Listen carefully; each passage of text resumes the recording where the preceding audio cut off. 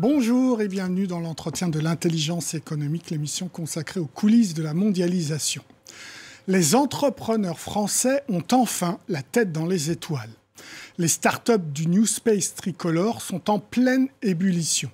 Les idées et les projets ne manquent pas, c'est l'argent qui fait défaut. On en parle avec mon invité, le général Michel Friedling, ancien patron du commandement de l'espace, est aujourd'hui conseiller de Destinus, une jeune pousse européenne qui veut fabriquer un avion hypersonique fonctionnant à l'hydrogène. Il est également fondateur de Lookup Space, une start-up qui surveille l'environnement spatial.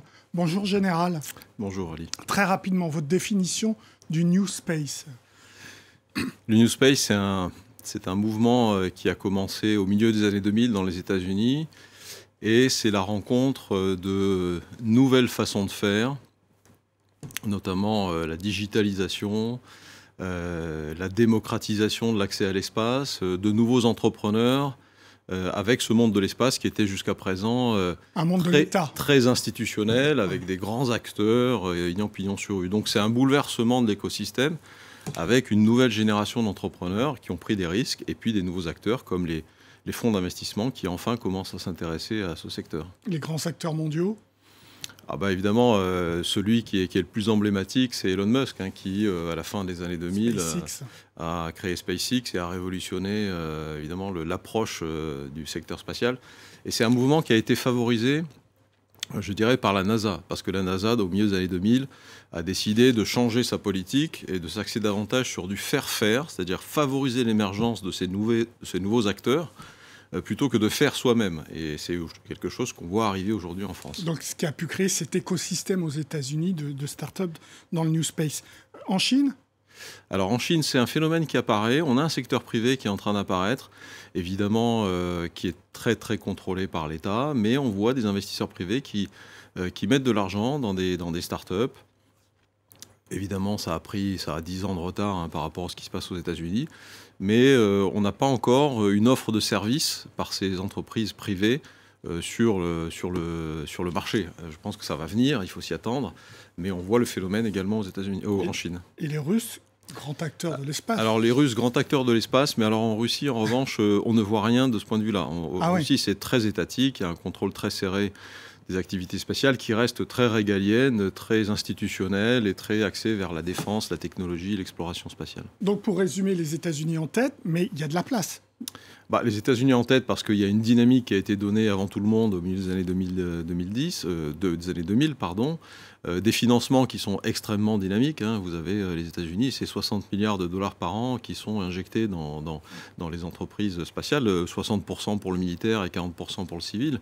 Donc évidemment, il y a une impulsion extraordinaire au niveau des États-Unis, mais c'est un mouvement qui aujourd'hui est en Europe et qui a démarré avec quelques années de retard, mais qui est bien présent. Environ 200 startups et PME en France ?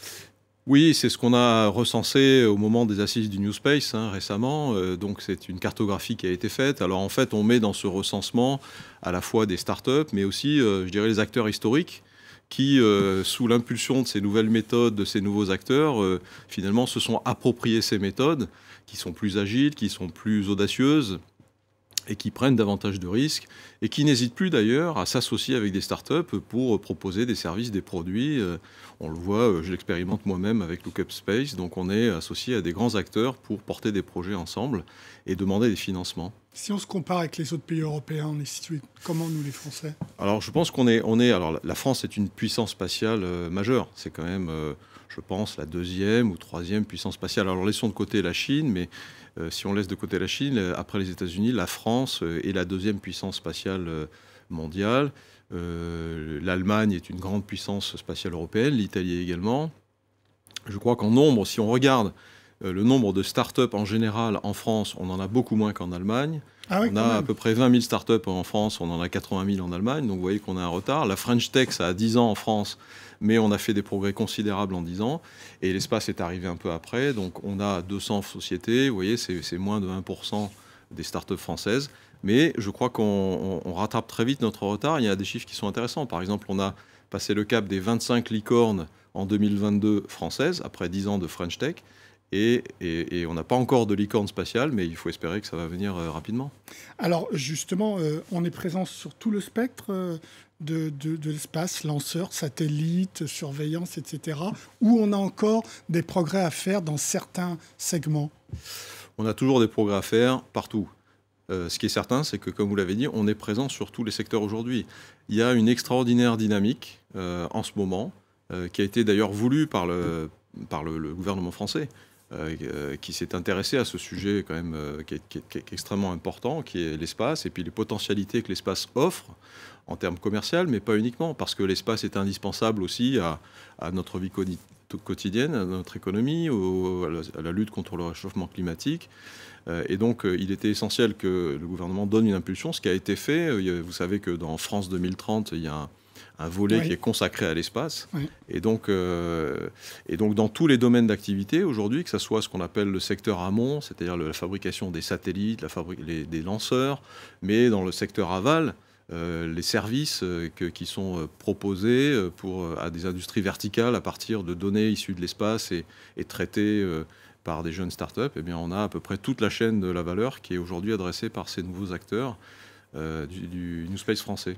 On a commencé par les États-Unis, les années 2010. C'est en fait un acte très fort, c'est le Space Act, une loi qui a été décidée par le président Obama. Est-ce qu'on en a besoin d'une loi en Europe ou en France en particulier ou pas ? Alors, il faut savoir qu'on a déjà révisé, nous, la loi sur les opérations spatiales, qui datait de 2008. On a fait ça l'été dernier. Je dis on parce que j'étais associé à ce travail en tant que commandant de l'espace au sein du ministère des Armées. C'est un travail qu'on a conduit avec les différents ministères concernés par ces sujets-là. Donc, aujourd'hui, rien n'empêche, je dirais, toutes les conditions sont réunies pour favoriser l'émergence et l'accompagnement de ces acteurs du New Space français. Mmh. Et après, il y a une dynamique qui est nationale et puis il y a une dynamique qui s'est installée au niveau européen. Il y a aussi une impulsion qui est donnée par la Commission et en particulier le commissaire Breton pour favoriser cet écosystème. Et j'ajouterais également l'ESA qui a un rôle important. L'agence européenne. Voilà, les agences nationales jouent un rôle essentiel. Le CNES, avec Philippe Baptiste à sa tête, a donné cette impulsion également, qu'a pris, et cette direction qu'a pris la NASA il y a quelques années, c'est-à-dire favoriser l'émergence de ces acteurs nouveaux, faire plutôt que faire. L'ESA a aussi une politique dans ce sens-là, et puis la Commission européenne. Donc il y a une vraie dynamique aujourd'hui en Europe. Nerf de la guerre, l'argent. Par exemple, à Destinus, pour la fabrication d'un avion hypersonique, vous avez besoin d'argent. Donc je suppose que même dans votre autre fonction, vous êtes à la recherche d'argent. Est-ce qu'il est là, cet argent ? On a toujours besoin d'argent. C'est ce qui caractérise ces acteurs nouveaux, c'est que ce sont des acteurs qui partent d'une feuille blanche, ou presque. Donc il faut effectivement trouver des investisseurs, il faut trouver des subventions, il faut trouver des clients. Mmh. C'est les trois choses dont a besoin une nouvelle société pour se structurer, démarrer. Donc on a de plus en plus de fonds d'investissement qui s'intéressent à l'espace et qui s'intéressent à leur Destinus. En particulier, je dirais que c'est dans la tranche qui est entre l'espace aérien et l'espace extra-atmosphérique, puisque ce sont des avions qui sont destinés à voler entre 25 et 30 km à Mach 5. Mmh. Donc c'est une ambition très élevée. Donc hydrogène liquide. 2h30, quoi. Paris-Singapour en 2h30. Ouais. Et donc avec une empreinte carbone qui est extrêmement faible. Donc vous voyez que c'est une rupture technologique extrêmement importante. C'est un défi qui est très ambitieux, dont à mon sens la France ne peut pas se désintéresser.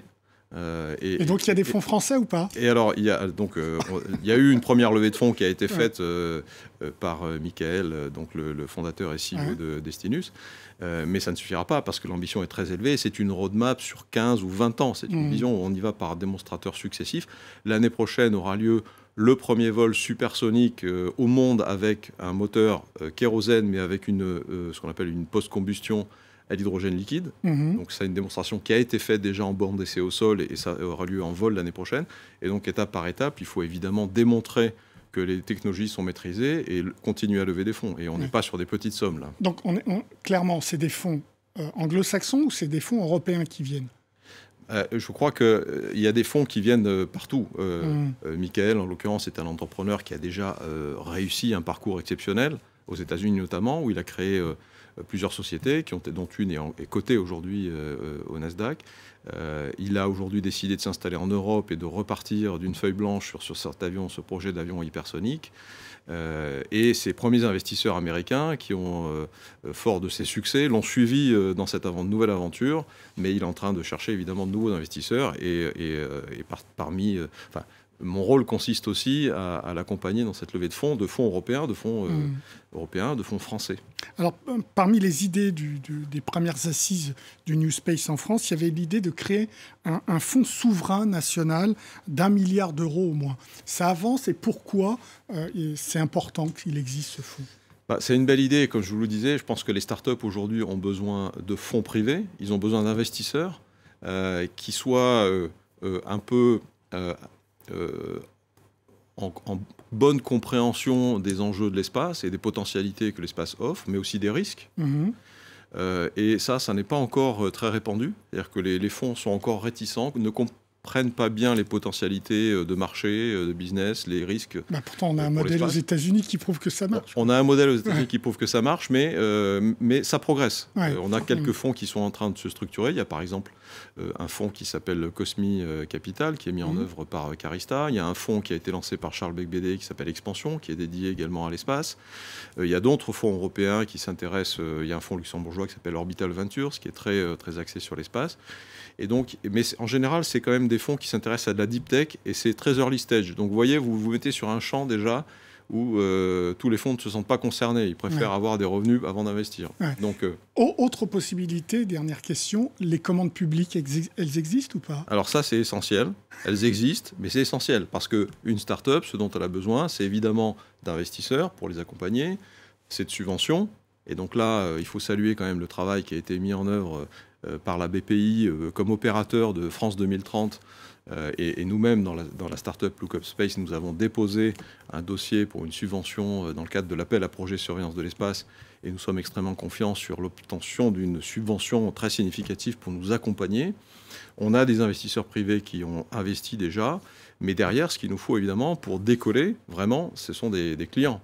Et donc, le problème de ces sociétés-là, c'est de convaincre les clients d'investir. Mais nous, là aussi, on est très confiants parce que notre mission, c'est la surveillance de l'espace, c'est la sécurité des opérations spatiales, c'est la soutenabilité de l'ensemble des activités en orbite. Et ça, c'est un enjeu essentiel, je dirais, pour l'humanité. Merci beaucoup, Général, pour vos réponses. L'entretien de l'intelligence économique est terminé. Évidemment, vous pouvez retrouver cette émission sur france24.com, sur nos réseaux sociaux et nos podcasts.